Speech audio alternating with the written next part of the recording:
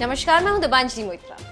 एक तरफ कोरोना की मार तो दूसरी तरफ कोरोना से उबरने की छटपटाहट। इसी बीच दुनिया डोल रही। हर एक दूसरा देश उसी समस्या को देखने और समझने की कोशिश कर रहा है। इसी बीच कोरोना की मार से हर देश की अर्थव्यवस्था डगमगा गई।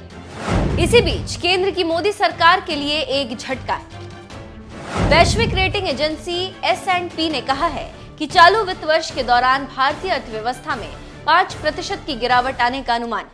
इस स्थिति को देखते हुए भारतीय अर्थव्यवस्था गहरे संकट में है। S&P की रिपोर्ट में कहा गया है कि भारतीय अर्थव्यवस्था गहरे संकट में वायरस की रोकथाम में आ रही दिक्कतों, कमजोर नीतिगत प्रक्रिया और अन्य कमजोरियां, विशेष रूप से वित्तीय क्षेत्र की दिक्कतों की वजह से चालू वित्त वर्ष में भारतीय अर्थव्यवस्था में 5% की गिरावट आई।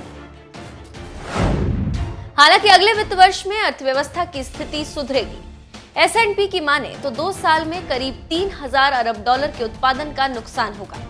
S&P ग्लोबल रेटिंग्स के मुख्य अर्थशास्त्री की माने तो एशिया प्रशांत ने कोविड-19 पर अंकुश में कुछ सफलता हासिल की। हालांकि संतुलन खातों पर दबाव की वजह से अर्थव्यवस्था के सुधार पर दबाव रहेगा। रोशे ने कहा कि कोविड-19 की वजह से आई गिरावट खाते में मंदी से शुरू नहीं हुई थी, लेकिन संभवतः ये इसके साथ समाप्त होगी।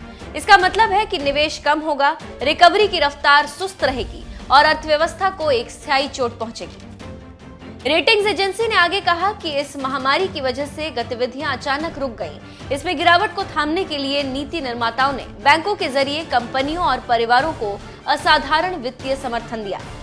तो आप समझ सकते हैं कि क्या हो रहा है और क्यों भारत की GDP के गिरने का अनुमान और क्यों भारत की अर्थव्यवस्था नीचे आएगी।